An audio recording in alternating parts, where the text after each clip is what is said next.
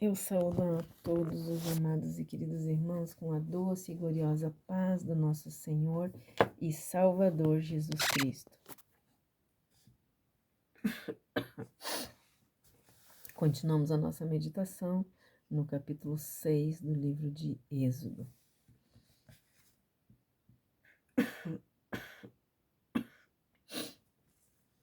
Então o Senhor Deus comunicou a Moisés estas ordens para o povo de Israel. Se alguém pecar cometendo uma falta contra o Senhor, enganando seu próximo em relação a algo que lhe foi confiado ou deixado sob seus cuidados como penhor, ou ainda defraudando seu irmão, roubando ou extorquindo-lhe o que quer que seja, ou se achar algum bem perdido mentir a respeito disso, ou se jurar falso testemunho em relação a qualquer assunto ou pessoa, cometendo, portanto, pecado, quando desse modo errar, tornando-se por isso culpado, terá que devolver o que furtou, extorquiu ou se apropriou indevidamente, lhe foi confiado, ou mesmo de algum bem perdido que tenha encontrado, ou ainda sobre qualquer assunto em que tenha empenhado a palavra sob juramento falso. Fará a total restituição e acrescentará a esse montante 1/5 do valor, entregando tudo ao devido proprietário no dia em que apresentar seu sacrifício pela culpa. Depois trará ao Senhor como oferta de reparação um carneiro sem defeito do seu rebanho, será avaliado segundo o valor estabelecido tradicionalmente pelo sacerdote para um sacrifício de reparação.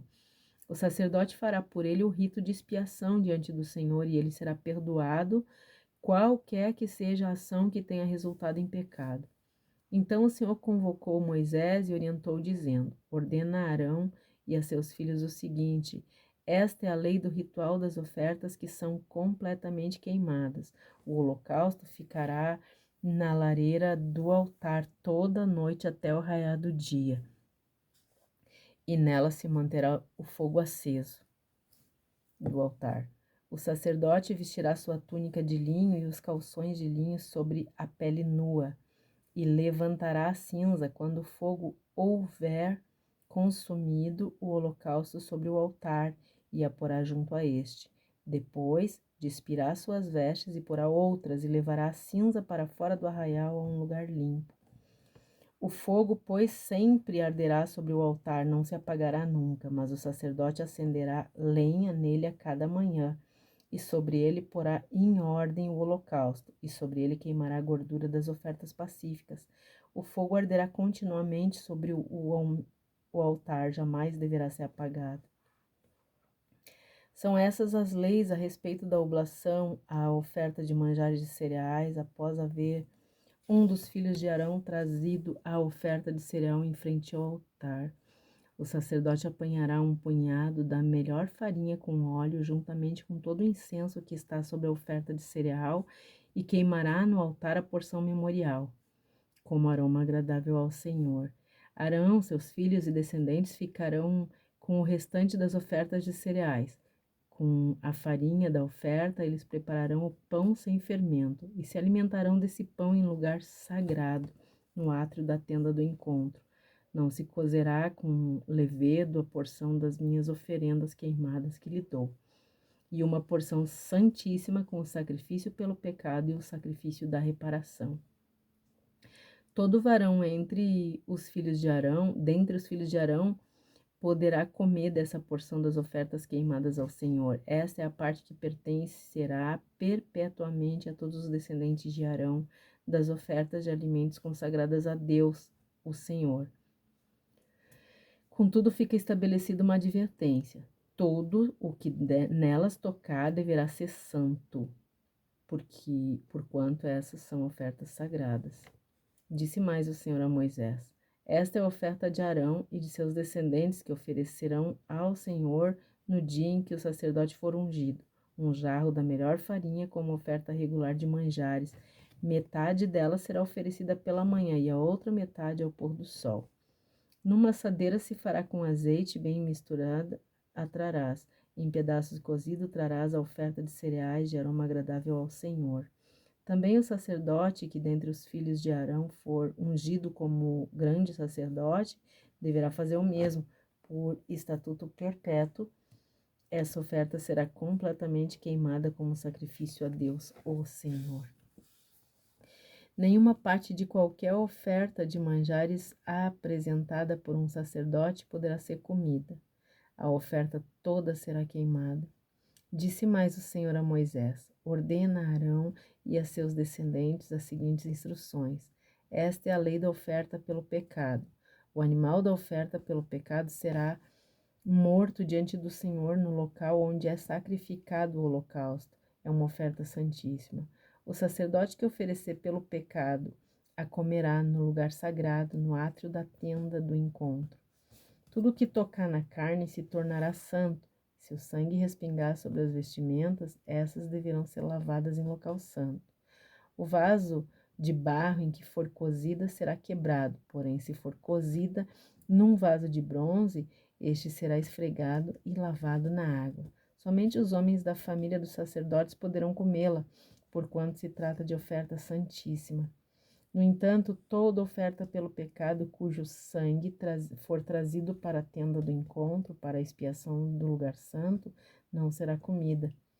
Terá de ser completamente queimada.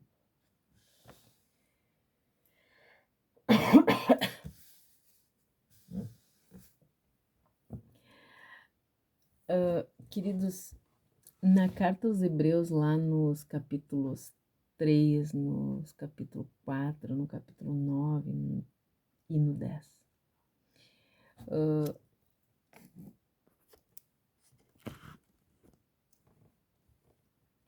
A conexão entre Levíticos e o Novo Testamento está muito bem explicada. Quando o autor dos Hebreus relaciona a obra de Cristo no céu com os sacerdotes e os sacrifícios do tabernáculo, a ligação entre Levítico e o Novo Testamento está muito óbvia na carta dos Hebreus.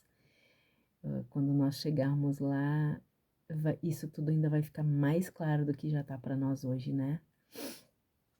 Claramente, o cristianismo foi influenciado pelas ideias e pelos rituais de Levítico. E fica difícil nós interpretar o texto de Hebreus sem conhecer Levíticos. Na verdade, não fica difícil, fica impossível. Eu não sei como alguns fazem isso.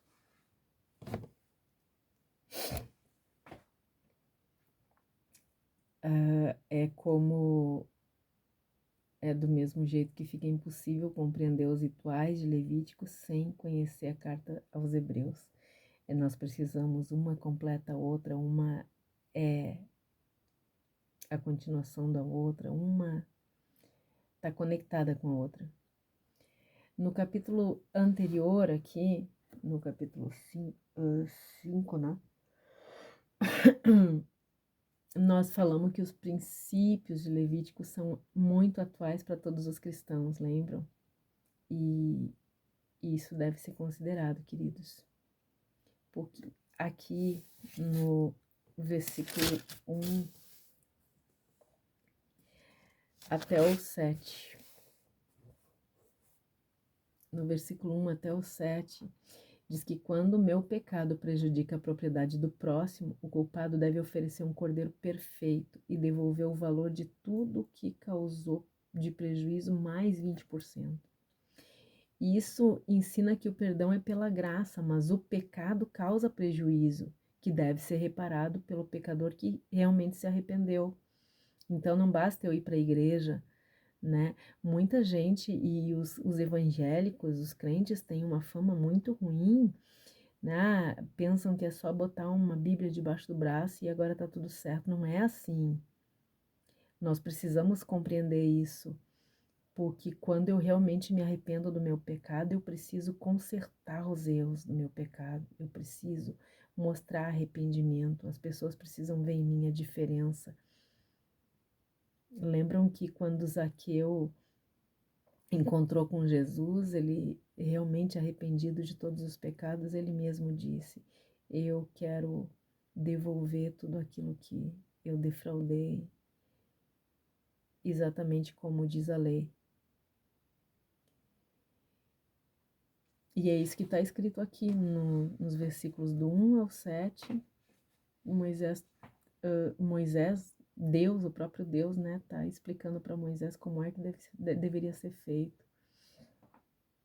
Então, quando o meu pecado prejudicou alguém, quando o meu pecado prejudica a propriedade de alguém, então eu preciso oferecer o cordeiro perfeito, mas não era só isso, né? Eu tinha que devolver o valor e o que causou prejuízo em mais 20%. Então, se eu roubei R$ 100, eu preciso ir lá e devolver 120 para a pessoa que eu defraudei. Se eu fiquei devendo, eu vou lá e pago os R$ 100 mais os R$ 20 e digo para ela, né, que eu estou muito arrependida de não ter conseguido, de ter defraudado essa pessoa.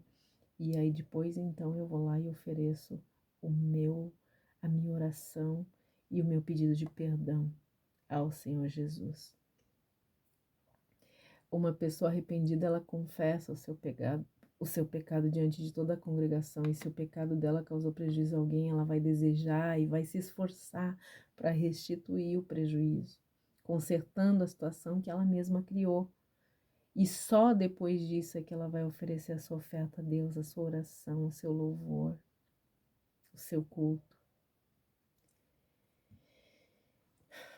Esse capítulo aqui, ele relembra muito as instruções dos capítulos anteriores, né, do 2 e do 4, porque ela se refere à liderança e que a lei exigia fogo constante para o holocausto, né?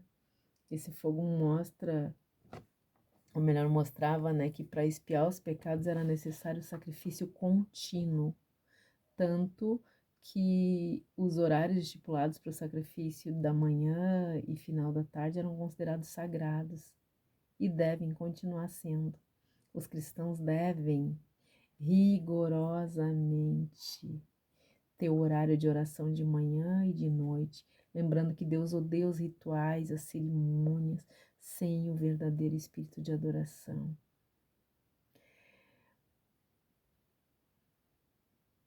Mas Ele ama, queridos, e admira com prazer os que amam Ele, os que se prostram de manhã e de noite, buscando perdão para os seus pecados, apresentando a Ele as suas necessidades.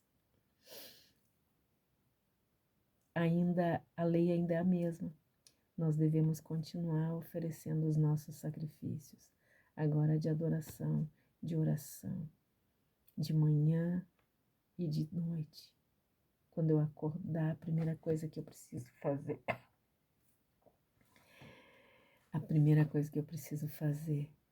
é oferecer o meu sacrifício de adoração. Pedir perdão pelos meus pecados, confessar os meus pecados. E falar para o Senhor das minhas necessidades, da necessidade dos nossos irmãos. E da mesma forma eu preciso fazer à noite. Mas não como uma forma de sacrifício, agora como uma forma de prazer. Porque a presença de Deus tem que ser um grande prazer para nós. Aqui em Levíticos, então, o fogo deve arder o tempo todo. Na carta aos Efésios e na carta aos Tessalonicenses, Paulo vai dizer que nós devemos orar incessantemente. Isso diz que não há motivo nesse mundo que possa interromper a nossa adoração, que é gerada de forma exclusiva por nossa dependência do sacrifício de Cristo. Entenderam isso? Não tem nada no mundo, nenhum motivo do mundo pode ser o suficiente para interromper a nossa adoração, porque a nossa adoração é gerada pela dependência do sacrifício de Cristo. Nós sabemos o quanto somos dependentes do sacrifício de Cristo. E em gratidão ao sacrifício de Cristo, e em reconhecimento a que nós dependemos disso, é que nós adoramos sem cessar. Deus não recebe nenhuma oferta de alguém que não está arrependido. Não se iluda, queridos. O teu sofrimento ou lágrima por causa da consequência dos teus pecados não comove Deus. O que comove o coração de Deus é o arrependimento sincero e Ele conhece.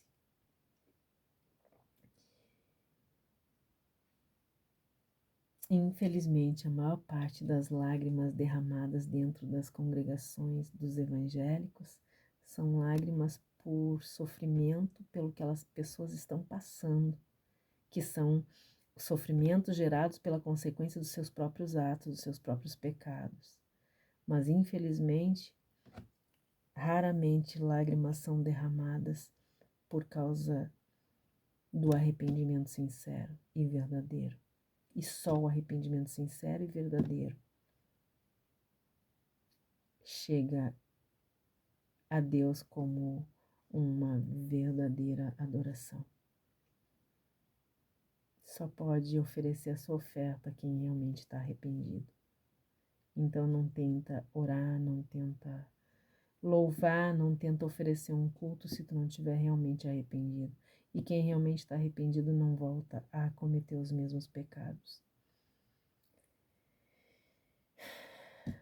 Deus não recebe nenhuma oferta de alguém que não está realmente arrependido, que não tenha reparado o mal que causou, ou de alguém que deixa o fogo do holocausto apagar, mesmo que seja por um momento. Queridos, isso é sério. Tem muita gente oferecendo culto, orando nas praças, de joelho, na frente dos hospitais, se arrastando. Tem muita gente fazendo orações e orações e orações, oferecendo louvores, cantos e cantos e cantos. Mas o Senhor é muito claro, e aqui é muito claro, e depois o próprio Jesus vai dizer, né? Antes de tu oferecer, antes de tu entregar tua oferta, tu vai ao teu irmão e conserta o que tiver que consertar. Perdoa, pede perdão, paga a tua dívida e depois vem e conserta. Vem e entrega a tua oferta, o teu sacrifício. E é isso, queridos. Deus nos abençoe, nos guarde, tenha misericórdia de todos nós, perdoe os nossos pecados, traga à nossa memória os nossos pecados ocultos para que nós possamos confessá-los, consertar os erros do nosso passado, nos ajude a consertar e que Ele faça resplandecer o seu rosto sobre todos nós. Um forte abraço e até o próximo capítulo em nome de Jesus. Amém.